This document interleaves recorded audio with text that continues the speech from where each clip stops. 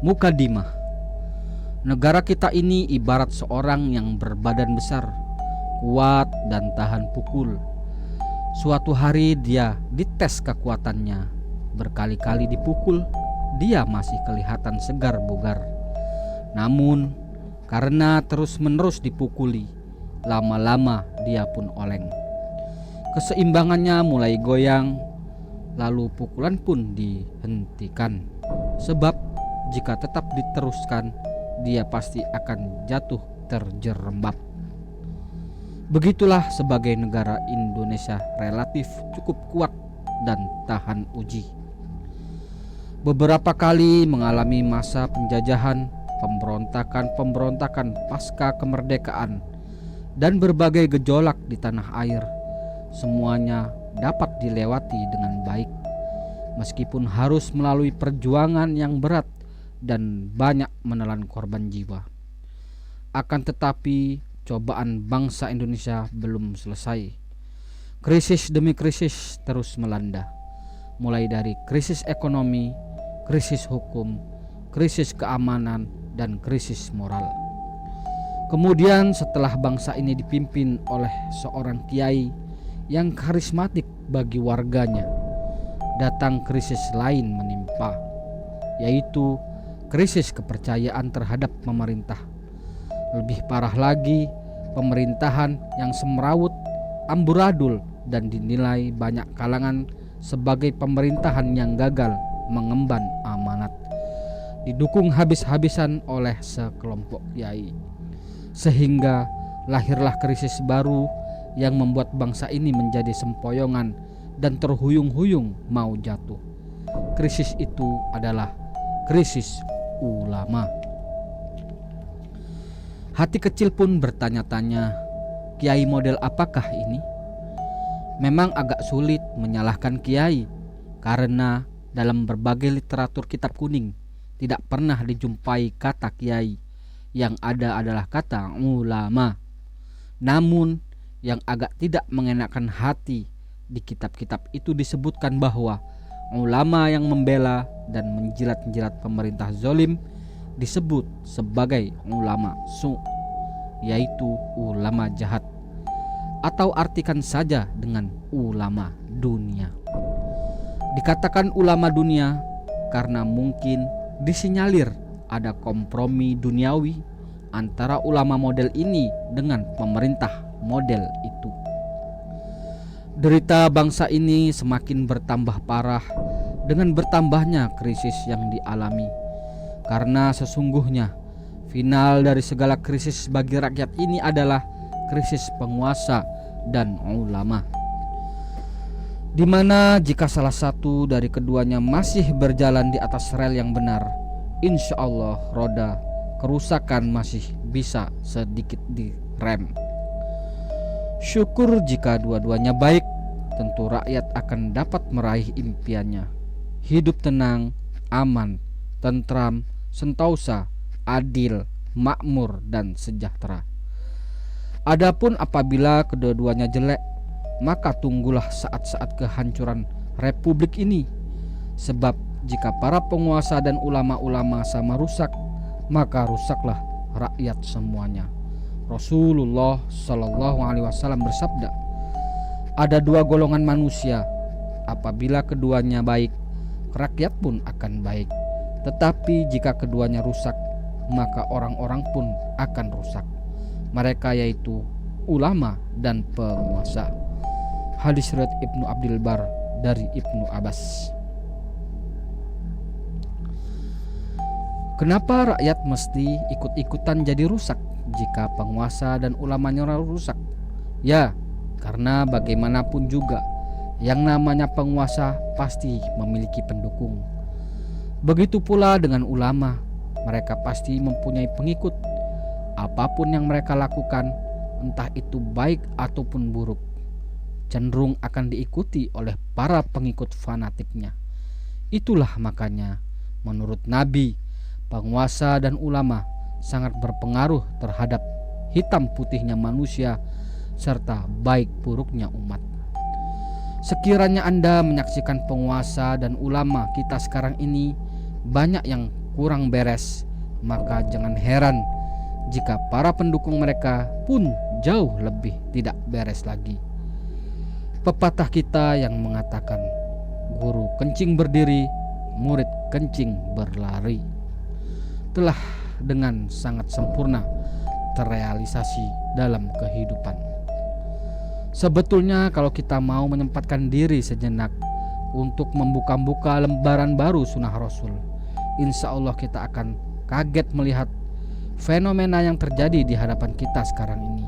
Karena jauh-jauh hari Rasulullah Shallallahu Alaihi Wasallam telah mengingatkan akan datangnya penguasa dan ulama macam ini. Kata beliau Sallallahu Alaihi Wasallam, sepeninggalku nanti akan muncul para penguasa dusta.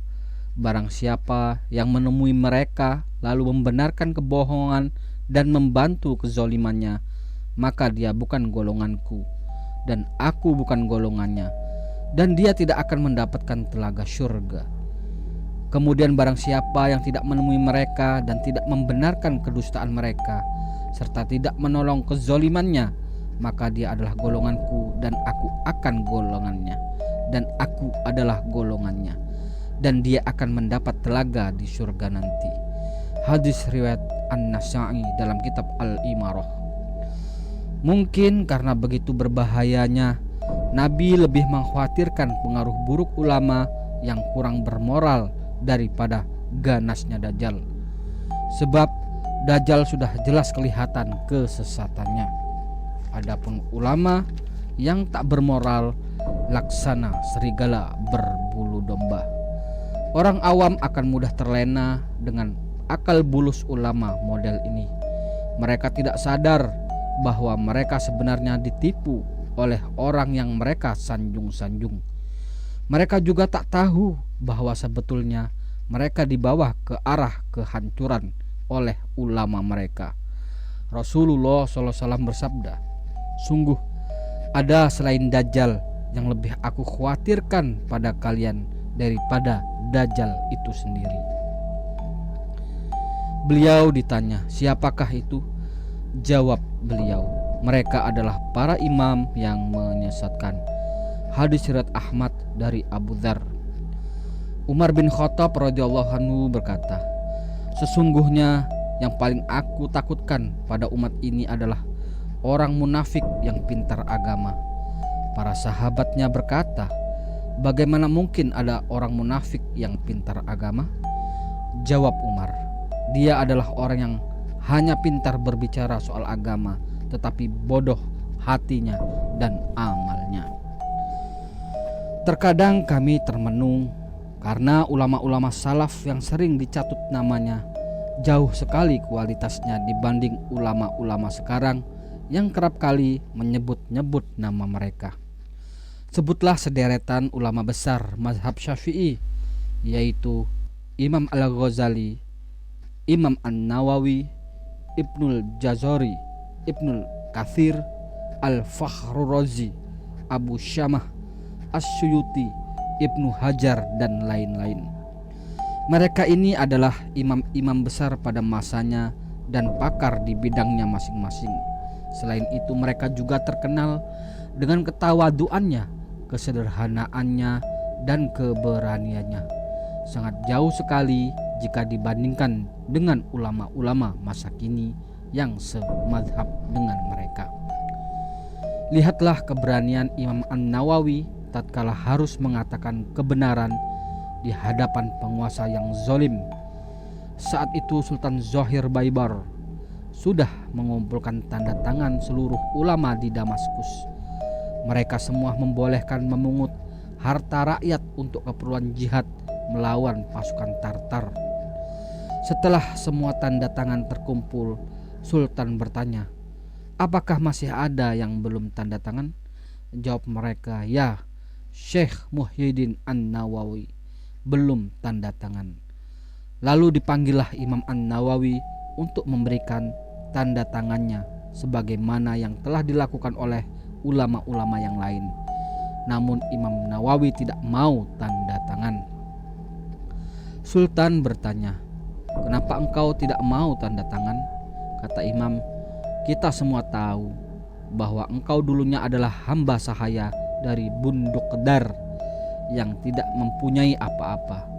Lalu Allah memuliakanmu dan menjadikanmu sebagai raja. Sekarang engkau memiliki 1.000 orang hamba. Setiap hamba memiliki pakaian kebesaran dari emas, dan engkau juga memiliki 200 orang hamba perempuan, masing-masing memiliki perhiasan. Sekiranya engkau infakkan itu semua, sehingga para hambamu hanya memakai pakaian bulu domba, dan semua hamba perempuanmu hanya mengenakan pakaiannya saja tanpa perhiasan, pasti akan aku fatwakan bolehnya mengambil harta rakyat untuk keperluan jihad. Betapa murkanya Sultan mendengar jawaban Imam An-Nawawi.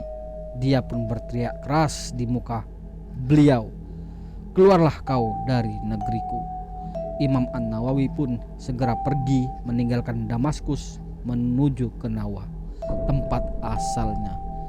Tetapi kepergian beliau tidak sendirian. Para ulama dan sebagian besar penduduk Damaskus turut pergi bersamanya. Tentu saja Sultan bingung melihat banyak sekali penduduk yang meninggalkan Damaskus mengikuti kepergian Imam An-Nawawi. Sultan pun segera mengirim utusan untuk mencegah kepergian sang imam dan memohonnya agar bersedia kembali ke Damaskus. Namun Imam An-Nawawi menolak untuk kembali, dan tinggallah Sultan bingung sendirian karena ditinggal pergi oleh mayoritas rakyatnya. Itulah secuplik kisah menawan dari Imam An-Nawawi, seorang ulama besar bermazhab Syafi'i.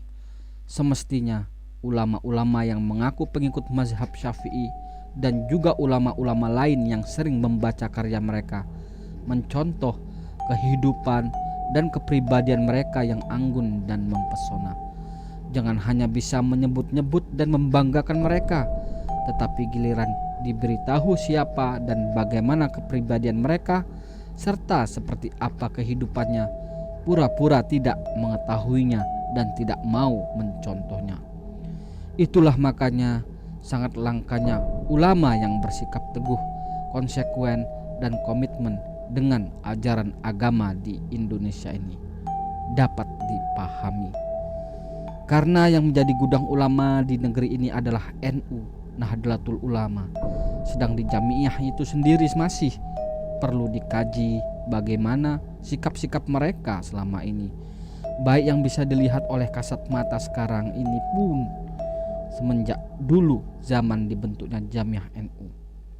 Oleh karena itu perlu pula ditelusuri arah pemahaman NU itu Islamnya seperti apa.